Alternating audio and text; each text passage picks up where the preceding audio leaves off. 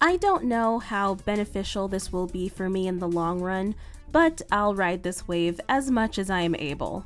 After all, I do love One Piece, so why not discuss the live-action adaptation? The adaptation, mind you, that isn't meant for fans of the manga or anime. Let me explain. Hello everyone, my name's Aloubell, and I watched the entire first season of Netflix's live-action adaptation of the popular manga/anime by Eiichiro Oda known as One Piece. As a fan of One Piece, I went into this adaptation cautiously optimistic. But upon learning that Oda was hugely involved in this process and seeing as how much he was promoting this show, I felt a little better about how this would go. Would One Piece finally break the curse of awful live-action adaptations of anime? The answer is yes. Yes, it did. I actually shared my initial thoughts on the first episode in a previous video, so if you want my unscripted thoughts on that, go check it out. I actually had more thoughts to share after finishing the season, but instead of going through all of that, I'll just put my notes up on screen for you to read and comment on. The main thing I wanted to discuss was something that was a bit weird for me. I had been saying since the beginning that One Piece is a show/story that is hard to 100% translate into live action, and because of that, something had to be changed a bit in the live action show. And I fully accepted that. I already have OG One Piece in all its whimsical, zany, and gritty glory, so I'm okay with this slight deviation. But then I got to thinking on specifically why this show feels so different and what about it couldn't be translated. Obviously, some of the visuals and cartoon antics couldn't be replicated in a way that looked good, but that's not what I'm getting at necessarily. The costume design was really accurate to the anime/manga, and so were the sets, so that part was translated just fine. No, it's more like if you look at the humor, the way characters talk, and their interactions with other characters. What was it that was changed? And then I finally understood. This show wasn't made for anime fans. It was made for a Western audience who isn't as familiar with anime and Japanese humor. But before I get into explaining why that is, if you're enjoying this video, then discover the One Piece by hitting the like button and join the bell tower by subscribing for more reviews, rants, and rewrites. Follow me on my socials in the description, and be sure to join our community Discord, link also in the description. If you're still watching at this point, put an orange/tangerine emoji in the comments. Thank you! Those of us who are initiated with anime shenanigans, and especially the humor and feel of One Piece, probably noticed really quickly that some of the characters don't 100% behave as they would in an anime, and that some of the situations didn't have quite the same comedic feel. Don't get me wrong, the live-action show had quite a few moments that made me laugh or smile, but it's not the same type of humor. Us anime fans who watch more of the goofy-coded anime are used to things like perverts getting nosebleeds, tsundere or more agitated females hitting or being violent towards the main character or someone who annoys them, giant sweat drops, eyes popping out of their face, a gratuitous amount of a certain kind of fan service, hyperbolic temperaments, exaggerated reactions to scary and surprising things, sparkles in the eyes with cool stuff, inorganic arm and hand movements, the snooty rich girl laugh and the hand gesture they usually have when they laugh, the figurative lightning struggle between characters who don't get along, the snot bubble when people sleep, weird wiggling or moving of the body when one is excited, goofy characters randomly sticking their fingers in their nose, the list goes on. All of these things most of us anime fans readily accept and get used to as a product of this medium we consume, and most of us understand that it is Japanese humor. The hitting thing especially. Many people in the West would call that abuse, but from a Japanese humor perspective, it is a type of slapstick comedy, not meant to be taken seriously. Same with the nosebleeds. That's just not a thing in the West, not in a comedic sense anyway, in perverted situations. So if the One Piece live action show included any of the things from that list, I think it would put off non-anime fans super quick. Because they can't include such anime-isms, some of the characters were toned way down in regards to personalities and behaviors, namely Luffy, Nami, and Sanji. And I know I said that it isn't entirely the visuals or lack of said visuals in comparison to the anime/manga to blame as to why the feel of the live action show feels so different, but I would be remiss to downplay just how important the facial expressions are in One Piece. You're never going to have the live action actors look as shocked or amazed or happy or scared or angry as you do in the anime/manga. So much of the emotions are conveyed with these extreme drawings, and even if you get the best actors out there, they can't match up. I haven't even gone into the importance of the camera work. I'm not just talking about action scenes, but there's a certain snappiness or flow to the camera that usually isn't imitated in live action shows. As someone with no experience with cameras or directing, I can't accurately articulate what I mean, but I'll try to show some clips here. That isn't to say that editors for live action shows can't make movements to the scenes like this, but they usually don't, and that's usually because I think it might not look as good compared to animation.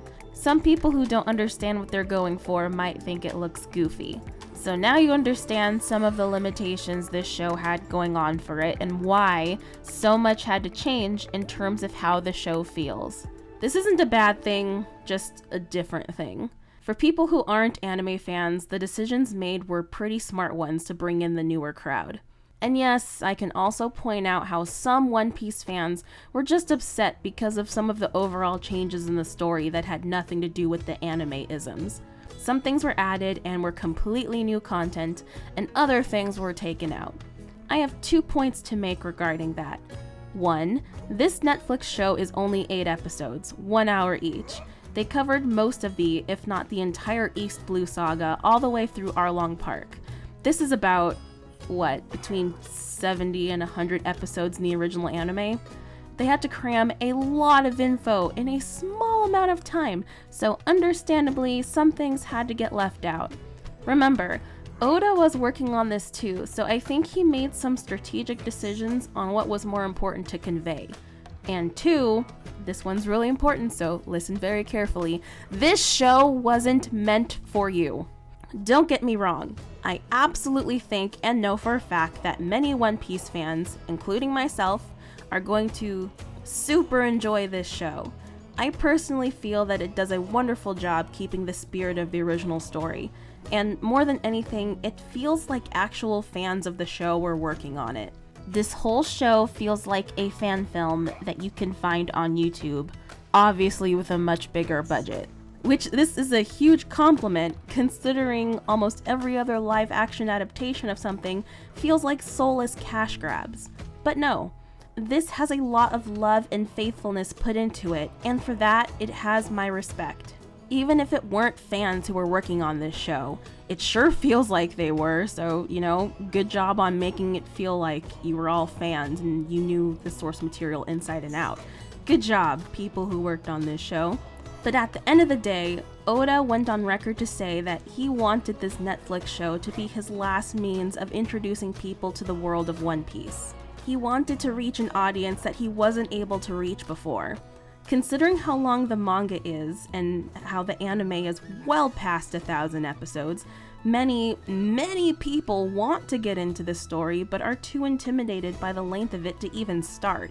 I kinda sympathize with that. If I hadn't started watching it in middle school, like 12, 13, 15 years ago, I probably wouldn't start it either. 1,000 episodes is a lot. But with this show, they get so much of the story in such a small amount of time. Plus, enough of them might end up loving this show so much that they do decide to give the anime and manga a shot. Isn't it just great that we're getting more people to love and appreciate this story? They get this great quality show to introduce them to this fantastic world, and now they're starting to understand why One Piece is as insanely popular as it is. I'm sure there's a lot of you out there who tried to share your love of the show with others, friends or family members, and they wouldn't watch because of how long it was. But now, you have another chance to share it, and now they might be more willing to try. And I love that. And even if they don't want to watch the anime or read the manga, even if they just love the Netflix show and only want to follow that, then that's okay too. They are still fans of One Piece, and I think Oda is overjoyed because of it. That's just what I think. Having said all of that, and despite me mentioning how they had to downplay the anime-isms, make no mistake, this show tried to anime as much as it could before going too far. If you look at this show and compare it to any usual Western action show or movie, you can definitely tell that there are more exaggerated and unnatural things that happen that point right towards anime. It's just anime enough to keep us OG fans and anime fans' attention. Well, it did for me anyway. And Western enough to not deter those who aren't. Of course, I could still see someone being bothered by the anime-isms that did sneak their way into the show, and I can see someone being upset that they didn't go far enough. But I think the creators of this show understood that they couldn't please everyone and found a reasonable middle ground that most viewers seem to enjoy. And I applaud them for that. Regarding the newer content in the live-action show, considering how close of an eye Oda had on this production, I feel like he's the one who made some of these changes. Spoiler for the One Piece live-action show. Garp, Luffy's grandfather, was super involved in this show. When canonically to the anime and manga, he doesn't show up for hundreds of episodes and chapters, to make the decision for him to come in early and be as prominent as he was almost seems like Oda taking advantage of the fact that he gets to start his story over and him asking himself what he would do differently since he has this chance. This isn't such a novel and shocking idea. Many authors and creators point out the things they would do differently if they could redo their stories. An example is Reiko Yoshida, the creator of the Magical Girl series Tokyo Mew Mew. Once she had the opportunity to work on a reboot anime series for Tokyo Mew Mew, actually, no, even before that, she made changes to character designs after the story was way over. And during the new anime, Tokyo Mew Mew New made some new story decisions than what happened in the original run. I could be 100% wrong on why these new additions were added to the One Piece live action show, and there were others, not just the Garp thing, but that's what it seems like to me. Now that I've arrived at the end of the video, I'm not quite sure who needed to hear all of this, as I'm sure most people understand the gist of what I've been saying. But since I know for a fact that there is a minority of fans of One Piece who didn't like this show, I guess I'm addressing them? Of course, if any of said people didn't like the show, fair enough. Nothing is beloved by everyone, but I'm hoping that some of what I said makes sense to whoever needed to hear it. I guess I also could be addressing the people who did like the show and had problems with it regardless if they're fans of One Piece or not. And it's entirely possible that I completely missed the point on why some people had some problems with it. It isn't a perfect show by any means. And this wasn't me trying to convince anyone to like this show or even watch it. I'm just here trying to explain my own thoughts as well as justify why this doesn't feel like the original anime/manga, and to give kudos to Netflix for overcoming the odds.